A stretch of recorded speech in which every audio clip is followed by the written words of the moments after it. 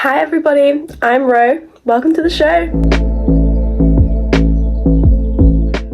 I'm welcoming you for the first time ever to the Autopsy Book Club, a show that combines my English student love of books and my true crime research passion.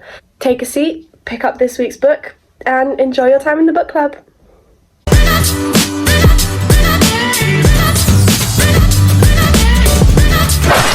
This week's focus is the solved case of Rebecca DeWinter, the other woman that followed shortly after her, and the absolute mind-blow of a trial that followed on from that. Interestingly enough, this case does include a miscarriage of justice, which I am going to be examining in quite a lot of detail in this case.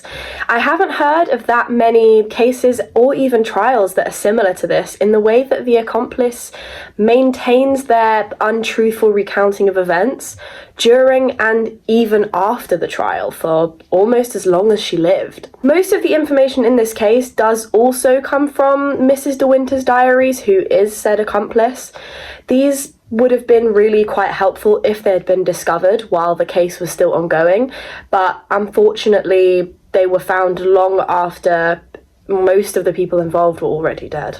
Just as a heads up, before we get into the main juicy bit of the video, there are going to be some trigger warnings for this case. These are going to include animal abuse, murder, infidelity, cancer, and incest. If any of those things are going to affect you in any negative way, please click off, take care of yourself, and come back to another book club meeting when, it's more suited to you. To get us started in this case, I'm going to introduce you to the victim. Rebecca Favell was born in England in 1909 in an unknown location. She died in 1937 at the age of 28, and her cause of death was labelled as accidental drowning at the time by the coroner. Although originally the wrong body was discovered, and when her real remains were found, they were in such a severe state of decomposition that circumstantial evidence is the only real thing we have to go off in this case. She was born and brought up in an aristocratic family alongside her cousin Jack Favell and her lifelong friend and lady's maid Mrs. Danvers. Throughout her life, she loved sailing, riding, and was an incredible hostess later on. As a young child, she was strong-willed, confident, and even a little bit violent. See what you have! I'm going! No! I even read in one source that she tamed a wild stallion owned by her father by whipping him so viciously that he had to submit. This is seen by quite a lot of later commentators on the case as an early sign of Rebecca's future personality changes. She has been attempted to be diagnosed with a great many things, but as I'm not a professional, I'm just going to be presenting the case. And if any of you have any knowledge of that kind of psychoanalysis, I would absolutely love to know, so do let me know down in the comments. Any of that kind of information would be amazing to know. Other accounts do provide scattered information about Rebecca's childhood, but I am going to be focusing on the key witness evidence and also the diaries of Mrs. DeWinter in order to provide you with the most wide-spanning knowledge of the case that I could find. The next piece of information that I could find during my research was about her marriage to Max DeWinter in around 1930.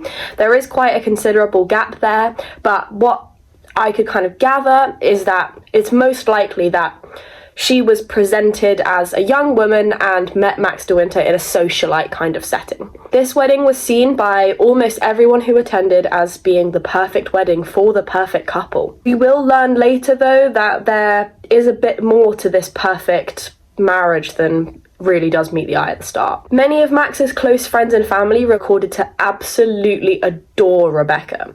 She seemed to possess this talent at almost everything she tried and also be the perfect wife all in one. Two of them honeymooned in Europe, more specifically Monte Carlo, and although many of their friends and family said that it seemed to be quite a good honeymoon, the main account that I have of this honeymoon in great detail is Max's, which of course doesn't give us the whole picture because we're missing Rebecca's, which is, quite significant. This account of his does say that he viewed their marriage as a farce from the very start. Finally, just before her death, Rebecca was unfortunately diagnosed with cervical cancer, which after visiting a gynecologist in London with a suspected pregnancy was a very upsetting diagnosis for her. As you can see, there are a couple of contrasting descriptions of Rebecca. Most of these negative ones do come from her husband Max. Max himself was born Maxim DeWinter at Manderely House on the English coast in around about 1889. Honestly, there really isn't much to go off about his childhood similar to Rebecca, but we do know it is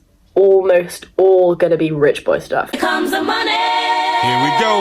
Money talk. Here comes the money. Think private school educated, Eton. He was from a prominent old money family and grew up 100% in the lap of luxury, only really being expected to go on the occasional hunt, find a wife, have a son, and be an upstanding English gentleman. Honestly, his experience with the cost of living crisis would be like, when there's a really long sale, and then the sale ends and everything goes back to normal price.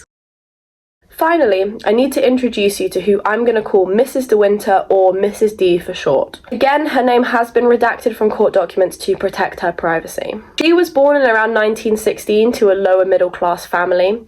That family did tragically die when she was really quite young, and after that there really isn't much information until she becomes a paid companion to the European socialite Mrs. Van Hopper. She meets Max on one of these outings with Mrs. Van Hopper in Monte Carlo. Max and Mrs. Van Hopper do already know each other at this point, and the two are, funnily enough, not introduced by Mrs. Van Hopper and do have to do all the groundwork themselves. No. The two of them get along very well, despite the elephant in the room of Max's recently deceased wife. They get married a couple of months later, and within a year of that marriage, Mrs. DeWinter becomes a key character witness in Max's trial for murder. First in the timeline is the meeting and marriage of Max and Rebecca. Their relationship is praised by both sides and Rebecca is utterly adored. Honeymoon appears to be where the two of them made a deal that meant Rebecca only had to present as the perfect wife in public, but it was otherwise up to her what she wanted to do. This perfect facade continues through their 6-year marriage, during which they establish themselves as prominent socialites. Behind closed doors, Rebecca and her cousin begin to get close. So close, in fact, that they could have been the stars in a family or dating YouTube video. Okay, fine. I will have dinner with you. Because I'm hungry. And after 6 years of marriage, Rebecca disappears, identifies her body. No foul play is discerned by the police. Oh my god! What is that? Max meets his new wife in Monte Carlo. They bond over how bad his future wife is at tennis for a maximum of 2 months before they marry and tour Europe. Our plan is simple. 1, steal Barbie's secrets. 2, win the Malibu fashion show. 3, Ken dumps her and we sail away on his yacht. After settling in to the best of her ability, the new Mrs. DeWinter hosts that year's greatly anticipated Manderely Ball, where she, at the behest of Mrs. Danvers, unknowingly wears the same dress that Rebecca had done shortly before her death. Personally, I would be totally mortified. Shortly after this, Rebecca's actual remains are discovered and a trial ensues, meaning that we've come to the end of our timeline. Now here, dear book club attendees, is where it gets juicy. After Rebecca's remains are found washed up in her boat on the coast, Max is brought back to identify the body. Again, she does through hair colour this time, and yes, I hear you, it's not very scientific, which is why the coroner corroborates Max's identification with matching dental records. Once these remains are determined to be Rebecca's, a case is opened which determines whether Max maliciously or accidentally failed to identify his wife's body for the first time. This then does become a very public trial, which isn't good for everybody involved, but is great for me in my research because the news is very helpful. Preliminary part of this trial is mostly about lawyers using big words until Jack Favell is brought on as a witness for the prosecution. He ends up revealing that Rebecca called him the night she disappeared, telling him that she had something very important she needed to discuss. He never found out what this was, though. And yes, I do hear you saying, why would you tell us that if nobody knows what it is? Well, We find this out through the discovery of Mrs. DeWinter's diaries many years later, where she writes that at this point, Rebecca thought she was pregnant with Jack's child, and has just told Max this. However, instead of telling her cousin about her secret pregnancy, she arranges to talk to him about it without specifying exactly what it is when she's gotten back from London to confirm the pregnancy. Unfortunately, we now know that this was actually cervical cancer and not a pregnancy, but because of the lack of communication, Jack never found this out. Once this phone call is revealed to the court, the police chief calls for a criminal investigation and the trial is adjourned. During this adjournment, our favourite tell-all accomplice, Mrs. DeWinter, takes a trip to Rebecca's gynecologist, breaks in, allegedly, and tries to steal her file. Luckily, she was interrupted by an actual detective, which should be a way bigger deal than it appears to be in the trial. No one seemed to really report on this. so stupid. Now we're back in the courtroom, and Rebecca's medical records appear to show that she was not pregnant. And Max isn't guilty? Well, not quite yet. Mrs. Danvers is called to the witness stand and provides character evidence that shows Rebecca was deeply unhappy in the marriage and that Max was a violent husband. At this point, he seems to have revived the ghost of his guilty decision, after seemingly killing it off with a cancer diagnosis. Lucky for him, his new wife's testimony gives him a 5-star Yelp review and reminds the court that Rebecca's cause of death was determined to be drowning on a stormy night, something that happens in so many cases, and this happened even despite her husband's anger. So stupid. The jury is then left to deliberate. 6.5 hours later. It is important to note before I tell you the outcome of the trial that Mrs. DeWinter's diaries do later reveal that just before she heads off to London to do a bit of breaking and entering, Max does reveal the entirety of the truth to her. Allegedly. The lawyer lady up there in the booth is telling me to say allegedly. As was seen in the trial, it is true that Rebecca thought she was pregnant with Jack's child. She told this to Max, even going so far as to mock him about her infidelity and tease him about his lack of control over her. However, after getting back from London, Max confronts her, yet to learn about her cancer, and shoots her as a result of this confrontation.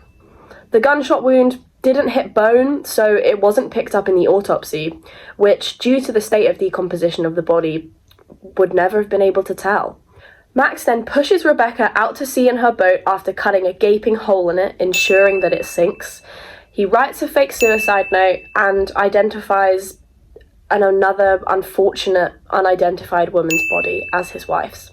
Bearing all this in mind, Max DeWinter is found not guilty by a judge and then runs off with his wife to Egypt. It is important to note here that Mrs. Danvers does also burn his house down.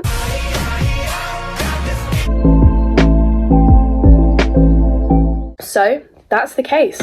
Essentially, what we've seen here is that insecurity and a desperation to be loved and supported can lead you to do absolutely criminal things. But also, I think this shows that women like Rebecca, who were independent of their husbands, powerful and self-motivated, were shunned and even murdered, as we've seen in this case, for these traits. The moral of the story from me then would be respect women. Honeymooning in the same place twice is definitely a red flag.